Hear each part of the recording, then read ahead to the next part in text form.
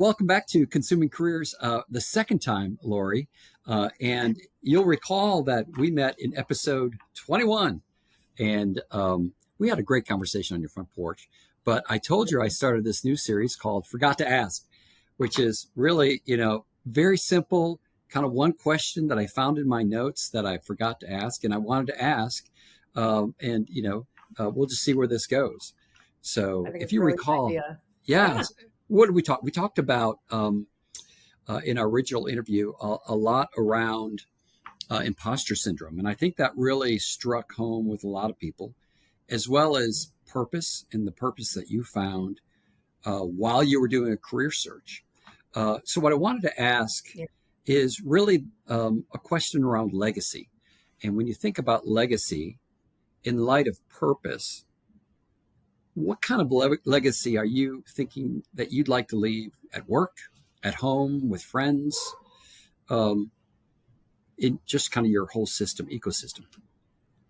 Sure. That's a great question. And I'm glad that you're asking this, because it's definitely something that I've spent a lot of time thinking about, pondering, trying to maybe wrap my arms around in terms of definition. And by way of explanation, I think, the first inkling that I had regarding legacy being important was the realization that my mom, who was a working woman beginning in the very early 70s, had done so much to, advance the persona of the working mom, the successful working mom, and had instilled that down on me. Yeah. At one point, I did stop to ponder what was I doing in terms of paying it forward to future generations, and what could I provide and leave for the generations coming up in general, and then specifically like young women my daughter's age in particular. And I really felt kind of like I had fallen down on the job, so to speak. Like I really might not have been put my fair share. And so our conversation and the whole journey that I've been through regarding purpose, regarding imposter syndrome, regarding, allowing myself to fail publicly, right? Yeah.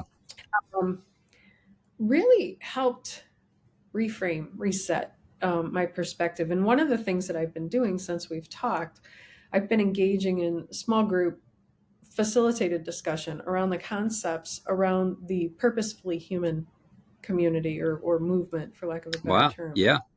And it's a really powerful concept of, what does it mean to be human, and how can we encourage being human in our day to day? And, it just kind of comes back to a lot of those concepts that we talked about. And I think underscoring the majority of it is being open, and not being afraid to share these things, and being transparent, because the reality of it is success is a human condition. Failure is a human condition. Struggle is a human condition. And I know that you and I talked about really why the original podcast had the appeal that it did. And I think I said at one point, right, I was talking about the stuff that we all go through, but that nobody really talks about, right? And so I think, to answer your question directly, the legacy that I want to leave is it's okay to talk about this stuff, because at the end of the day, we are human, right? This is part of the human condition. So, share in your successes, but also don't hide your failures, because, you're not living or portraying yourself to your full potential if you don't. Now, obviously, you want to do it safely, and you want to do it appropriately, proper context, proper people, right? Place, time, all of those things. Sure. But you know what? If you only ever hold that inside, it's a very, very heavy load to carry by yourself. Wow. That's great. That's really awesome. Laurie, I think you've just teed up another podcast we're going to have to do together. Because that was... Call me. I would love to. Yeah. Yeah. Maybe there's a reason we didn't get into that in the first podcast, because, it opens up a lot of doors. So. Yeah. And, it's funny that you say that, because opening doors, after the original podcast, people like my email, my LinkedIn messaging, my phone, everybody was getting in Wow. touch with me. I Yeah. never knew. I share the same experience. I have the same struggles. I didn't know you went through that. Um, and I'll be honest with you, my thinking on this as I take a step back, I'm like, I'm just me. You know what I Yeah. mean? Like, Yeah.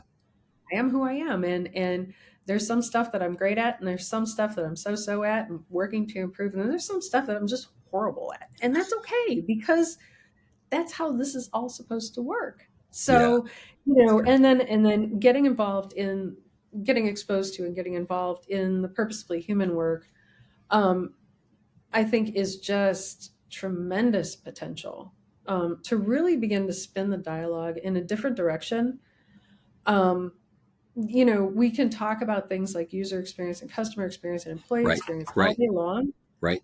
Let's take it a step further and talk about what does it mean to support humanness in whatever context, Yeah. the good, the bad, the ugly. What does it mean to be able to support that personally, person to person, organization to person, all of it? That's great. Laurie, thank you so much for taking the time for You're this last welcome. question I forgot to ask. So, Yeah. yeah, great seeing you. Looking forward to catching up again soon. And thanks again Brilliant. for joining me on this. Thank you, Bruce. Great to be back in touch. Take care. See you soon.